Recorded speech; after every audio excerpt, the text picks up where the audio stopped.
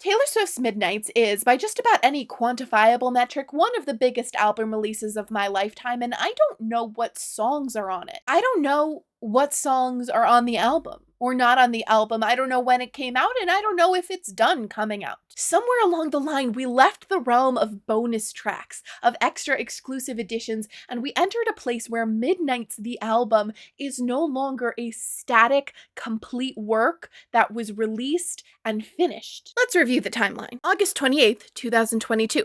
Taylor Swift wins Video of the Year at the MTV Video Music Awards for the short film for All Too Well 10-minute version, Taylor's version. She uses her acceptance speech for a work released in the ancient history of 8 months ago as a springboard, vaulting over the VMAs to eclipse her own award and the entire ceremony with the announcement of a new studio album to be released in 8 weeks. I made up my mind that if you were going to be this generous and give us this, I thought it might be a fun moment to tell you that my brand new album comes out October 21st. Historically, Taylor has released new albums about 2 years apart, so she was on track for a new album, but this was still a surprise for a lot of fans because she was in the midst of the Taylor's version project of re-recording her old albums. When something says in parentheses Taylor's version next to it, that means I own it. Apart from the work of actually creating the records, if she was giving them red carpet rollouts and music videos and press tours, that could easily have taken the place of recording brand new music. But this is the era of hyper high output Taylor Swift, and Taylor asked fans to meet her at midnight, and suddenly there was a clock on her website, her Spotify cards, her socials, and at midnight we got the title for the album, Midnights, which in retrospect sounds a little anticlimactic, but was extremely exciting at the time. The track titles were redacted from the album art, but it was confirmed that there would be 13. 13, not just songs, but the stories of 13 sleepless nights scattered throughout my life. This is a collection of music written in the middle of the night, a journey through terrors and sweet dreams, the floors we pace and the demons we face. For all of us who have tossed and turned and decided to keep the lanterns lit and go searching, hoping that just maybe, when the clock strikes 12, we'll meet ourselves. Chaos on socials, absolute scenes on Swift Talk, screaming, crying, throwing up, punch me in the face. Now at this point, there was no music. There could easily have been a single at this point, or even a surprise music video drop, but we wouldn't get any music from this album until the release date. But there was plenty of excitement even without a single, and Midnights immediately started pulling truly insane pre-order numbers. This has a lot to do with the fact that Taylor was just on an upswing. She was riding a wave of increased attention and positive regard after her 2 pandemic albums, Folklore and Evermore, as well as the Taylor's Version project. People were sat down and ready to listen when Taylor announced she was returning to pop. But these numbers also have a lot to do with the expansive menu of collectible editions available for fans to frantically pre-order, including multiple color variants for vinyl and exclusive art for CDs. If you put all the back covers together, It's a clock. It's a clock. It makes a clock. it could help you tell time. And of course, you could pre-order a digital copy of the album or pre-save it on a streaming service. Soon after, in September, Target announced the Midnights Target exclusive Lavender Edition, which you could snag only from Target on a CD or a pretty purple vinyl. Unlike the collectible variants on Taylor's website, this album was different on the inside. It would include the same standard 13 tracks, plus 3 bonus tracks that weren't available anywhere else. Now, so far, this is pretty normal. Bonus tracks are normal, and Taylor Swift has partnered with Target in the past for deluxe editions. I don't like it, but it's normal for Taylor and it's normal for the industry. Moving forward to a month out from release date, Taylor Swift starts releasing a series on TikTok, native to TikTok, not cross-posted from YouTube or something. On TikTok first. And every night we got a new edition of Midnight's Mayhem with Me, in which Taylor would pretend to randomly select a track number from a bingo cage. Well, the bingo cage was real, it was the randomness that was pretend. It's gonna be track 9. Track 9 is called Bejeweled.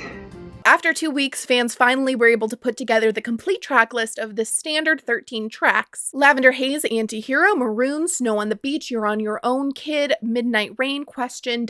question mark, Vigilante Ship, Bejeweled, Labyrinth, Karma, Sweet Nothing, and Mastermind. And then a couple weeks out from release date, we got a schedule. This girl handed out a schedule for her album release. She gave us a syllabus. I love her. The schedule included some expected things, a couple normal press appearances and a music video drop, but it also included a chaotic surprise scheduled for 3 a.m. on the album's release date. A lot of fans speculated that this would be a tour announcement. We also got a trailer for the album. A trailer for the album, a promo in a visual medium for a project in an audio medium.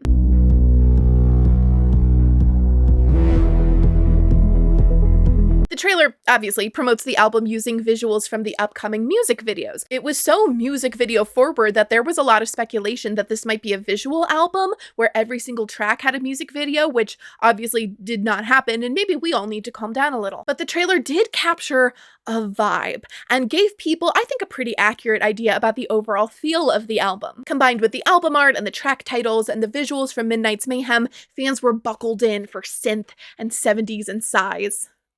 And Swift. So, we have arrived at the big night, and it was a big night. I mean, tons of fans will stay up till midnight to listen to a new album from their favorite artist, but Midnight's was made for a midnight release party. And the handy schedule lets you know there is just enough time for your party to listen to the whole album 2 times with breaks for snacks and to discuss before the 3 a.m. chaotic surprise. And the surprise turned out to be more music, and not just a bonus track or 2.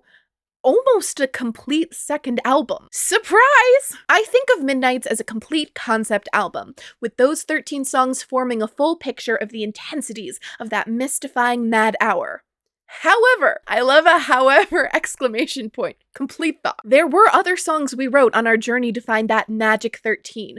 I'm calling them the 3 a.m. tracks.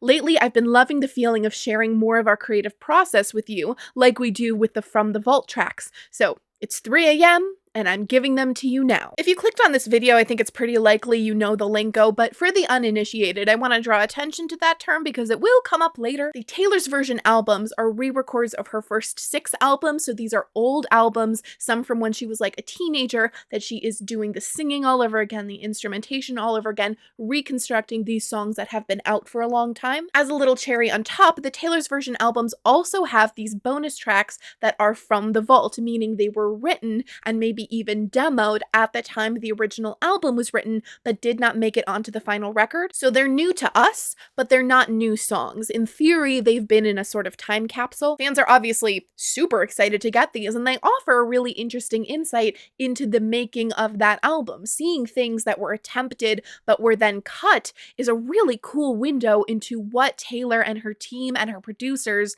thought this album was or should be. So just remember that. So it's 3 a.m. after the midnight release of the album, and there are now 7 new songs, practically an entire second album. There were earthquakes. There was a shift in the time-space continuum. Absolute scenes on the Swifternet. So the Midnight's 3 a.m. version includes those standard 13 tracks as well as 7 new tracks called the 3 a.m. songs. And those are The Great War, Bigger Than the Whole Sky, Paris, High Infidelity, Glitch, Would've, Could've, Should've, and Dear Reader. So the album's been out for a few hours, and streaming services, your Apple Music, your Spotify, have 2 different versions. The Midnight Standard Edition with 13 tracks, which is the one that was pre-ordered and pre-saved, and then the 3 a.m. version, which was a surprise drop, which has the same 13 standard tracks plus 7 new ones. None of those are the Target bonus tracks. There's no overlap between the 3 a.m. tracks and the Target exclusive bonus tracks. Well, it has 3 bonus tracks,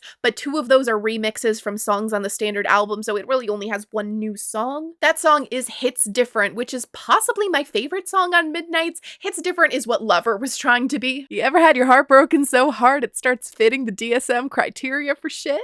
Yeah, me neither. Now, Hits Different and those 2 remixes are not available to stream anywhere. They're not available digitally. You can only get them on the physical CD and vinyl, specifically from Target. If you didn't experience all of this happening live and waited to listen to the album the next day during your lunch break like a sad taxpayer, this would be the state of the album when you did so. There are 13 core tracks, the tracks announced in Midnight's Mayhem, that you can find just about anywhere. You can get them physically if you pre-ordered or if you walk into a store to buy in person. They're available on streaming services. You can buy them digitally. There are lyric videos on YouTube. Then there are the 7 3 a.m. tracks, and those are not on your CD if you pre-ordered or you bought it on the day of. They are on streaming, but you would have to know to look for them. They're not going to be on the album if you pre-saved it, and they're not necessarily going to pop up unless you have the right notifications. Then you have the target tracks, specifically Hits Different, which again are only if you know to look for them. They are not on streaming or sold digitally. They are only available in physical form from Target, and only the Target exclusive editions. If you walk into your Target and buy the standard edition, you're not going to get Hits Different. So already at this point, on release day, if you want to listen to every Midnight song legally, you have to have access to multiple versions. You have to have purchased the Target exclusive edition, but that can't be the only one you have. You also have to have access to stream or buy the 3 a.m. version. This is where we start to diverge from the normal course of just having bonus tracks, of having a deluxe edition with a couple extra songs, but also the regular album. Now we have multiple songs from Midnights, which were released on the release date of Midnights, not after the fact, that are scattered in multiple locations. So the 3 a.m. Chaotic Surprise was not a tour announcement, but we do, of course, get a tour announcement. In November, Taylor Swift announces a tour, which is expected, but it is not a Midnights tour. It is, you may have heard of it, the Eras Tour. This would be a tour for Midnights, yes, but also a tour for Lover,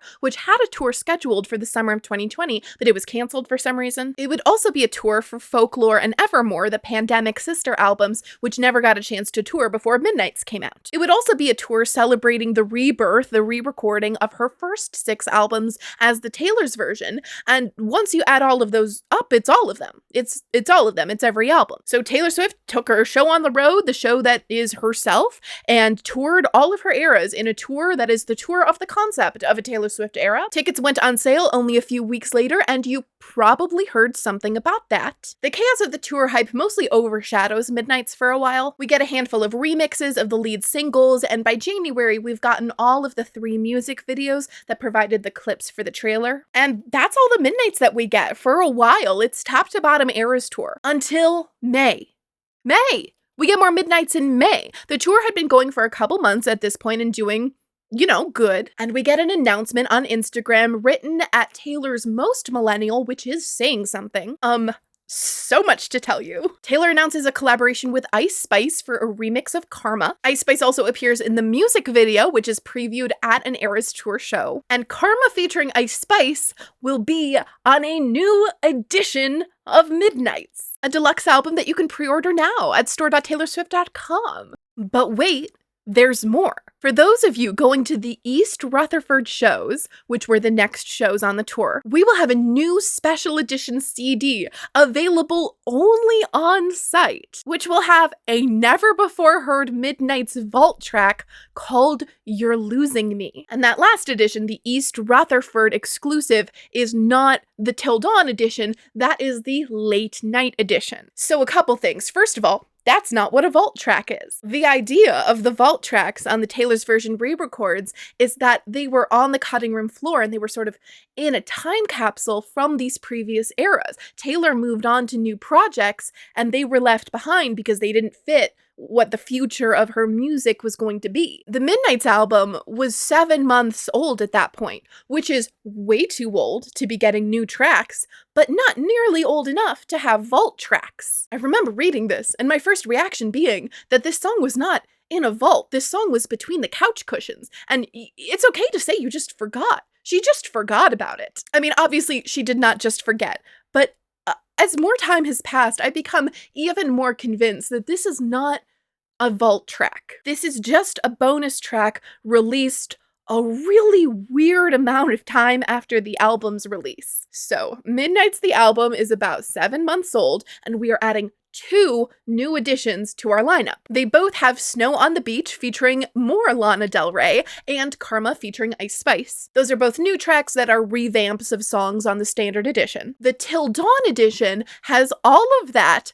plus Hits Different, the song I love that was originally just from the Target exclusive. It does not have the other 2 Target exclusive tracks, the remixes, but I'm okay not counting those. The Late Night edition does not have Hits Different. It does have You're Losing Me, which is a brand new track, well, new to us, not new, not just created. Taylor insists it's been in a vault, and I'll choose to believe her. The Late Night edition also has some of the 3 a.m. tracks. It has 5 out of 7. Paris and Glitch are gone, presumably to make room on the physical CD for the new track, and I'm a little skeptical of the math there, but okay. The Till Dawn edition does have the 3 a.m. tracks, and it has all of them for a total of 23 songs, which is okay because that's only available digitally. There is no physical CD of the Till Dawn edition. So this means that now, after 7 months, Hits Different is available on streaming and for digital download and just plain available to most listeners. People assumed that this would happen. It generally happens with Taylor's exclusive bonus tracks,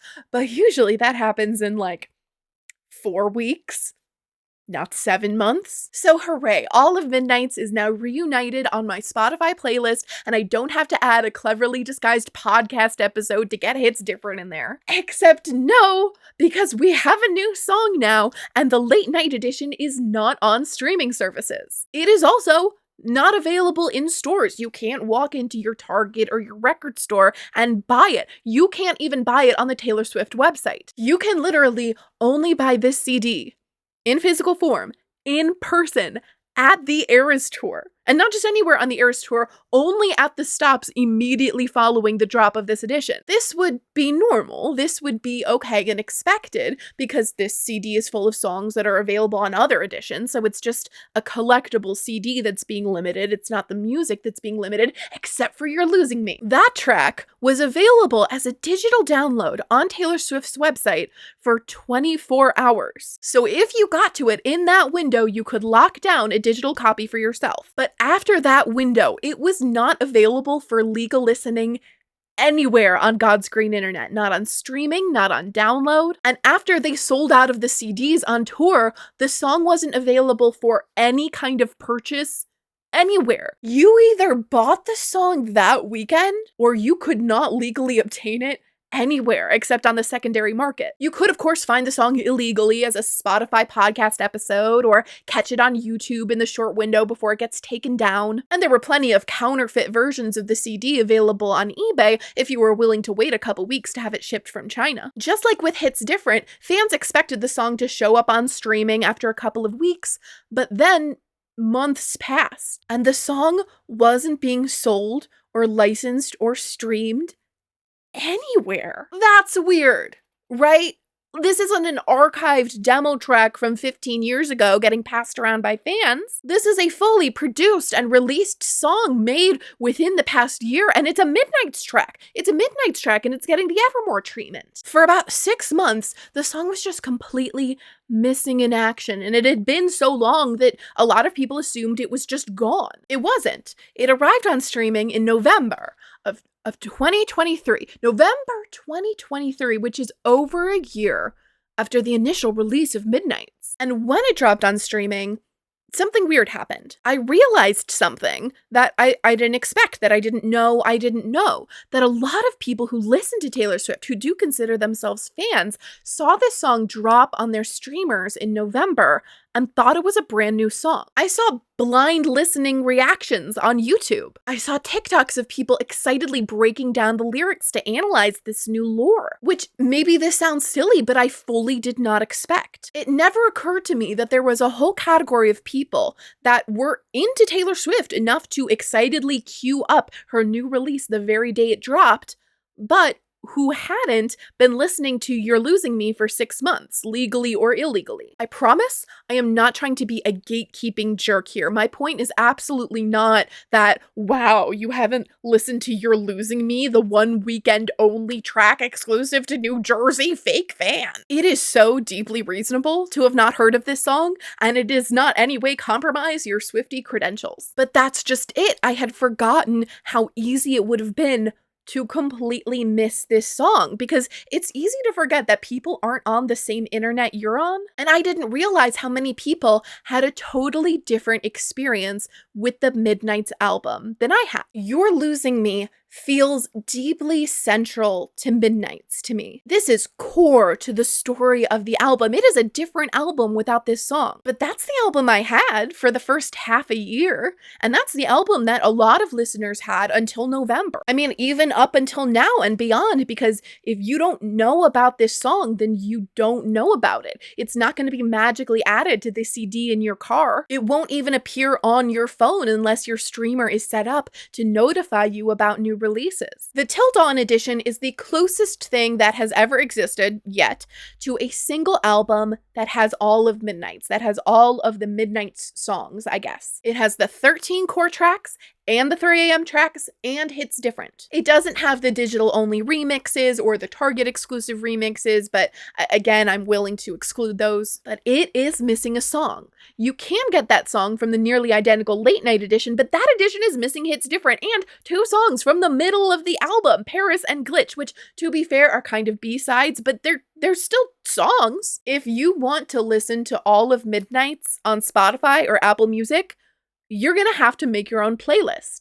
There's no album to click on. If you want to have all of Midnights, all the Midnight songs in physical form, you'd need the 3 a.m. edition and the late night edition and the Target exclusive edition. If you have all 3 of those CDs, then you have all the Midnights tracks in physical form where they can't be snatched away from you at the whim of some label executive. And one of those CDs was only available in person at a limited number of tour stops. And one of them was a Target exclusive with limited inventory, especially internationally. I haven't even gotten into the release dates for international releases. Several intrepid Swifties have attempted to make a chart where all of this information is contained, but it is a significant challenge to get all the details correct and visualize all the different elements you would want to include, like whether or not an album is available digitally. This is the closest I have found, but I don't think it's been updated. The Reddit thread where this was posted contains a lot of observations about the absurdity of needing a chart like this and a lot of frustration about it. Many people theorized that a definitive master edition with all of the Midnights tracks would be released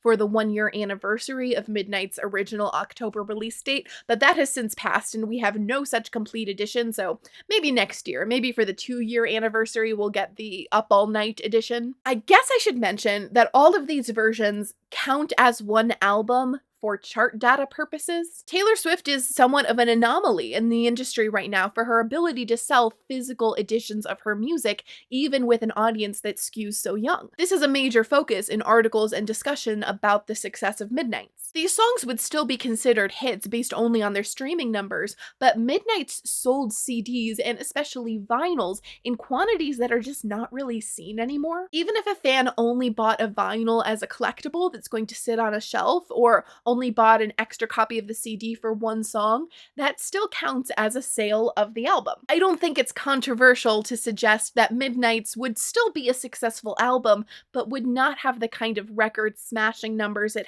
has if it was only ever one CD that had every song. Which sounds kind of sketchy, and it is, but I don't think there's anything truly wrong with that. Taylor Swift is known to be really savvy about the industry, and that's often framed as something sinister, as though she's cheating or manipulating people by just being good at the business. For most of Taylor Swift's career, her success and her impact was, I don't think, accurately represented by the numbers. I don't know that there's anything wrong with her gaming the system, a system that is a game to begin with, in order to have numbers that accurately reflect the kind of superstar that she is.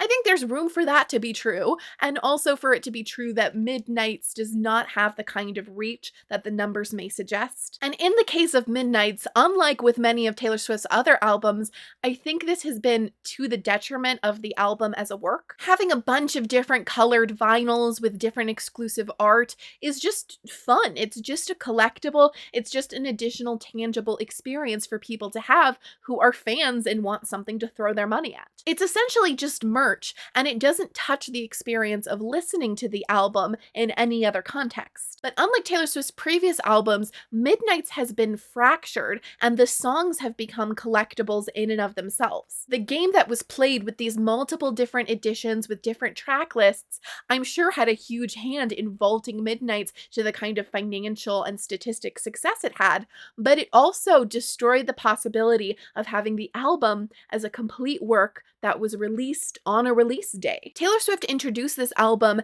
as a capital C concept. This was a story of 13 sleepless nights. This was a story taken all together about meeting yourself at midnight. It wasn't an EP. It wasn't a mixtape. It wasn't a bunch of songs. It was a story. It was what Taylor Swift does best. Make an album that is more than the sum of its parts. If I look only at the standard edition, only at those 13 core tracks, I'm not sure that's what we got. Plenty of these songs would fit right in on the album that Taylor Swift originally described. Lavender Haze, Antihero, Bejeweled, I see the vision. But does Karma belong on that album?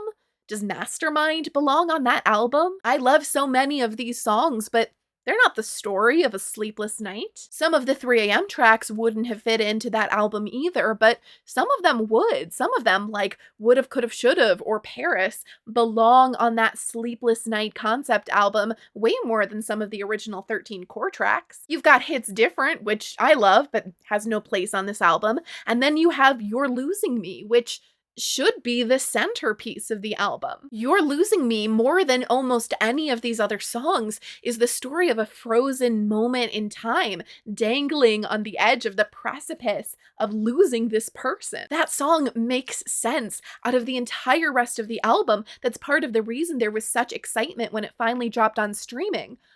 But it wasn't in the album in the beginning. I'm sure by many people's definitions, it isn't part of the album now. But when I say all this, when I'm talking about the story of the album, the stories told in these songs, I'm talking very specifically about lyrics. You can't truly separate out any one element of the song. The music and the lyrics are working together to form a complete work. But Taylor Swift has always been, first and foremost, a writer of lyrics, first and foremost, a poet. The sonic storytelling is there to support, to be a vehicle for the lyrics. When you listen to Swifties talk about Taylor Swift's music, that's what they're talking about. That's what they care about, the lyrics. But difficult as I find to believe it, not all the world is a Swiftie. And while lyrics are supreme in Taylor Swift's discography, they aren't actually more important than any other part of music when we're looking at music as a whole. And it's not necessarily the most important thing to the music industry, capital M, capital I, which brings us to the Grammys. I don't know a lot about the inner workings of the Grammys or the music industry, but I can tell you a couple things. I can tell you, number one, everybody hates them. Everybody hates the Grammys. There's never been a Grammys that went by that everybody, fans of every genre, weren't mad about it. And I can tell you another thing that anyone who is a student of Taylor Swift's career will be able to tell you, which is that the Grammys care a lot about sonic cohesiveness. This is a much smaller group of people who I worked with on 1989.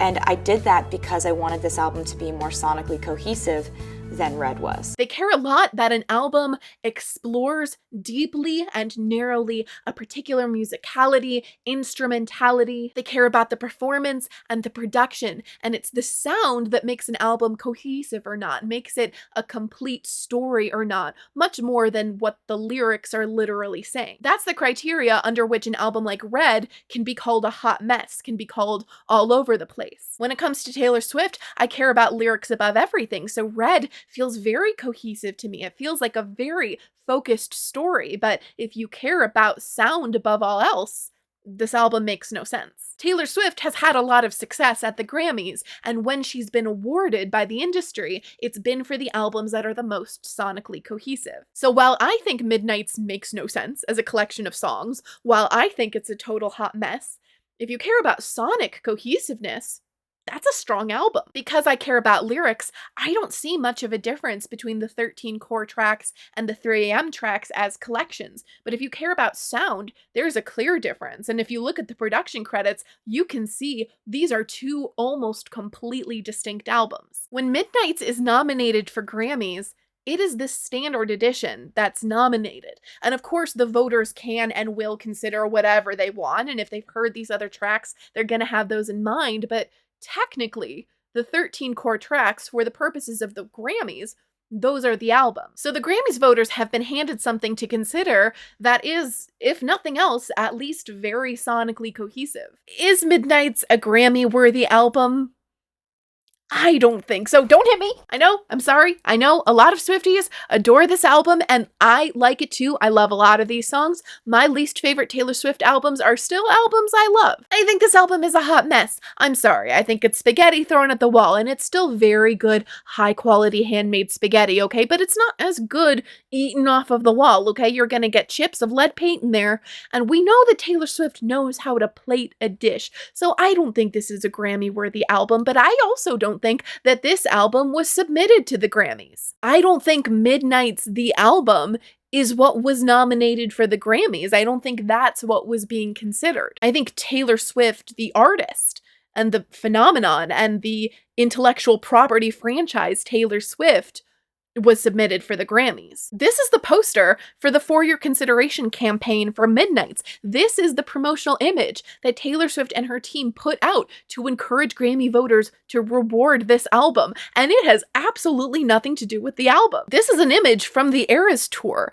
and any Swiftie will tell you this is not a picture of Taylor Swift performing a song from Midnights. This is a picture from the complete opposite end of the show. This is her performing the Lover set. This image doesn't bring to mind anything related to Midnights, which had a pretty specific and strong aesthetic. Midnights was all this. We're smoky, we're sultry, we've got this 70s look going on, we are very grown up. Midnights was not pop princess Barbie Summer. This image calls to mind Taylor Swift opening the Eras Tour and singing Cruel Summer, which came to be the song that was like the anthem of the Eras Tour. That was used in all of the promotion for the tour movie. This is what's being submitted and considered for the Grammys, not any particular album Taylor Swift made, but Taylor Swift's career, the moment in her career that she is in right now. The summer of Taylor Swift mania, with the Eras Tour crashing Ticketmaster and fans screaming and crying about fearless songs. And yes, Midnight's breaking all of these records and reaching this unprecedented level of financial achievement, but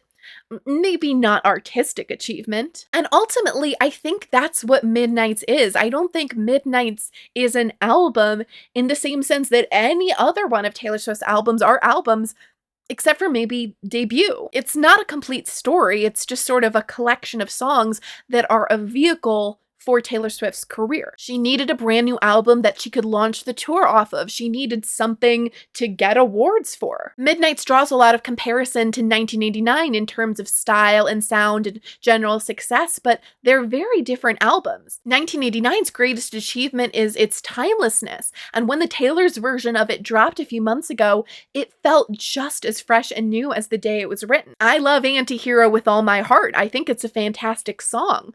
And I find it hard to imagine listening to it in 5 years, much less 10 or 15. I filmed this fresh off of the news that Universal Music Group, the label that Taylor now releases music with, has pulled the catalogs of all of its artists off of TikTok. This affects all of Taylor's work, of course, but if this lasts, it might not, it might be over after a week, or maybe it might last forever. But if this lasts, I'd be curious to see the impact it has on the legacy of Midnights as an album. Songs like Anti-Hero and Karma, which, to be perfectly clear, I think are fantastic songs, but songs which were made in a lab for TikTok.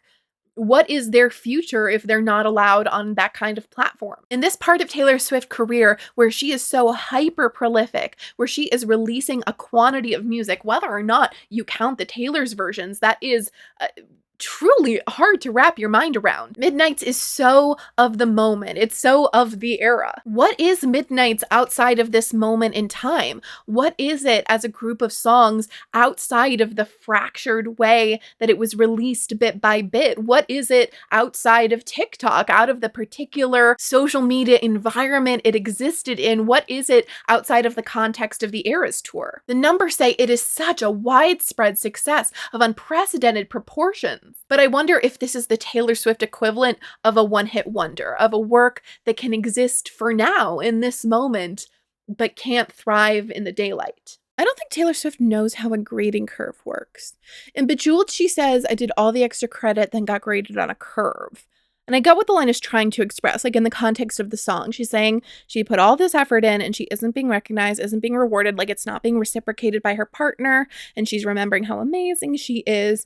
But that's not what grading on a curve is. Like, first of all, what teacher is assigning extra credit and also grading on a curve, like those come from diametrically opposed pedagogical styles, right? Like extra credit is all about offering the student an avenue to succeed even if they have screwed up everything else on all the regular assignments. And grading on a curve is all about, regardless of the effort you put in or even what you achieve, like there are still going to be some people that fail. Although the term is used a little bit differently now. When I think about grading on a curve, I think of that in like the old-fashioned usage where you literally have a curve, you have a normal distribution, and all of the students get put on that. So whatever the numerical grades are, those get translated into a standard distribution. And then some students are going to get A pluses and some students are going to fail. And most of the students are going to get like C's. But that's not really how it's used anymore. At least in the United States, grading on a curve is wildly out of fashion because,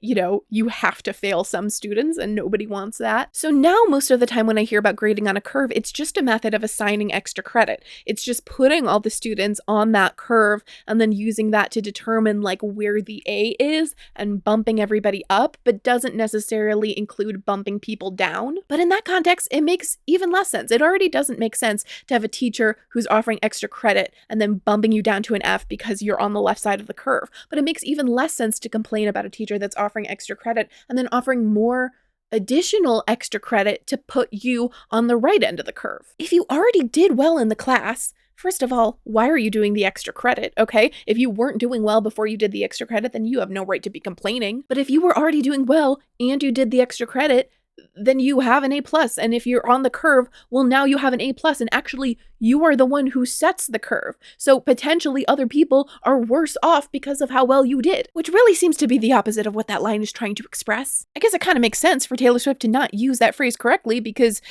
not only did she not finish high school, but she would have been going to high school at a time where grading on a curve was not in vogue, much like I did. But the thing that kills me is she knows how to use that phrase correctly because she uses it on folklore. She says, I was so ahead of the curve became a sphere, fell behind all my classmates, and I ended up here, a line for which she should be paying my therapy bills. Which is an absolutely perfect metaphorical usage of the idea of a grading curve because she understands that as the person who set the curve, like this is the relationship she has to anybody else, and then it becomes a sphere. It's so beautiful.